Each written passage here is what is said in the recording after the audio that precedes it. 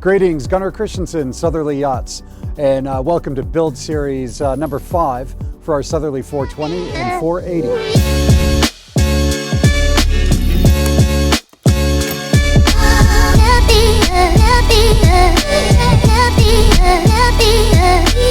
A lot's happened since the last build video that you've seen. On this one, we have the hull on the 420 out of the mold. We've had 2 keels arrive. We've put the keel in the 420, so that's going to be very exciting to see. And we also have lots of new people to meet. Who you haven't met is Adam from production. So let's go in and meet Adam. Adam, are you ready for us? Hello. Yeah, this I'm is ready. Adam Hocking, head of production here at Southerly. And when you build boats, you need a really good team. We've got a great team here, and Adam is in charge of the operation here. So Adam, should we go have a look at the 420? Yeah, sure, let's do it. Okay. Adam, a lot's been going on since the viewers last saw us. Yeah. What's happened? We've had a keel delivered, so Yeah. what else? So the keel got delivered, all the bulkheads go in, they get bonded. Once it's bonded, that holds the structure of the boat so that we can release the boat from the molds. Then we fitted the keel, and now the keel is fitted, the fuel tanks go down, and then we're in the process now of getting the floors in, ready for the boat. And we've also released the deck as well. Fantastic. Should we go in and have a look? Sure, let's do it. Right, so here we are in the heart of the Southerly 420. Got the guys working here, Mike on electrics, Gary engineering. We've had the engine dry fitted, it's back out so we can do the exhaust system. When you buy Southerly, one of the most important parts is going to be the keel. That's why you would probably buy a Southerly, is this technology. And you can see part of the keel here in the up position with the keel box.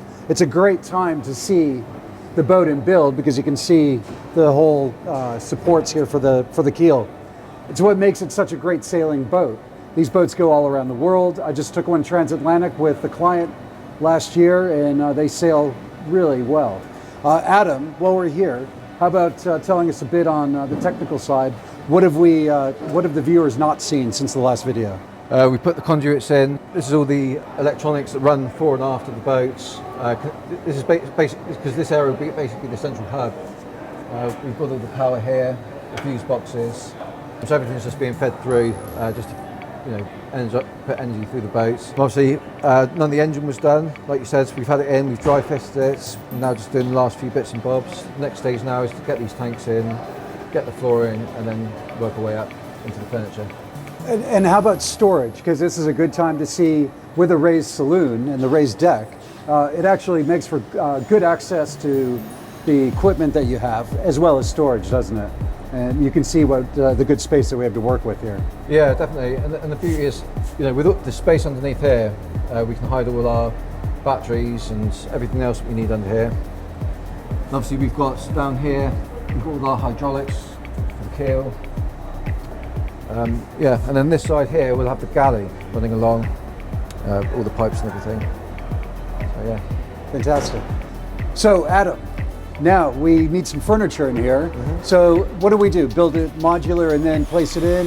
Or is it built in place? No, it's modular. Up on the mezzanine here, the carpenters are making the furniture. It's all getting sprayed and prepped in good time so that when the floor's down we can just pop them straight in. There's some large bits of furniture that need to come in before the deck goes on. So all those parts are getting prepped at the moment. Fantastic. Should we go have a look? Sure, let's have a look. Right, so here we are in the joinery department, and this is a mock-up of the galley. And with a Southerly yacht, one of the great things about it is it's semi-custom. So you get to decide where you want things. And what's great about working with clients is if they don't want the stove in a certain position or a refrigerator here, freezer there, we can move it around to their liking. And so Adam, tell us a bit, what do we have here for the 420? Yeah, so because this one is our first 420 with a Pullman's cabin, we've had to completely redesign the galley area. The owner's flying down in a week or two. He wanted to have a feel of the boat, so we've just mocked this up, nice and simple for now, just so that so when we put it in there, he can actually physically be there, have a feel, walk around it, make sure all the units and things are in the place he wants. So yeah, so this is not the finished piece. This is just purely for the client to get a feel for what he wants on the boat. And what has he decided for wood finish on this? Because there's many choices, aren't there? Yeah, so he's chosen maple on this boat. Nice, yeah, So- good. So they'll get a high finish. It will look really pretty. We'll have all these solid end cappings and whatnot. A coring worktop.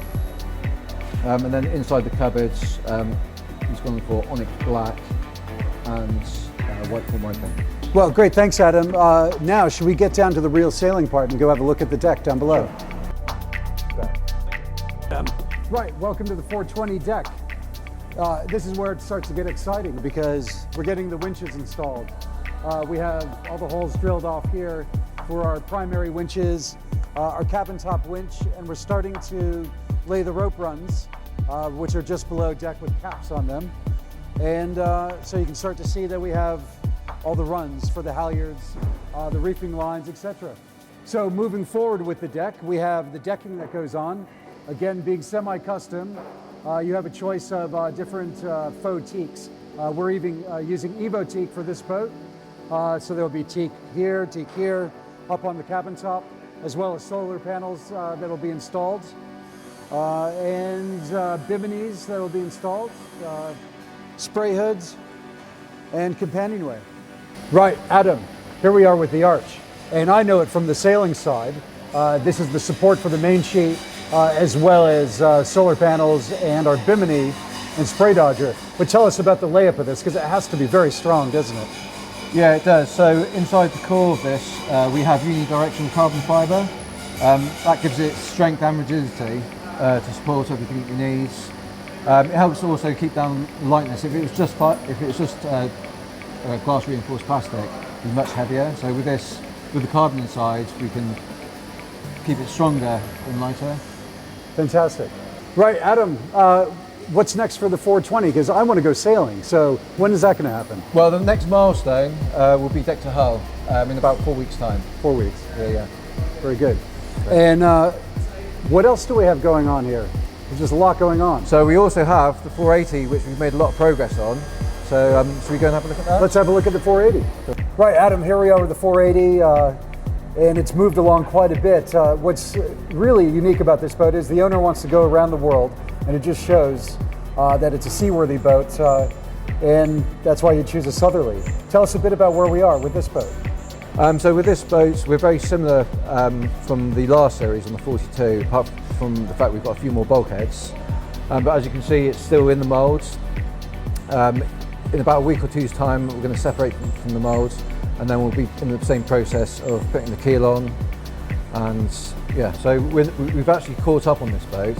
We've had a big push on this boat to get up to speed, because once we get deck to hull on the 42, we then need to bring the 480 deck in and start prepping that.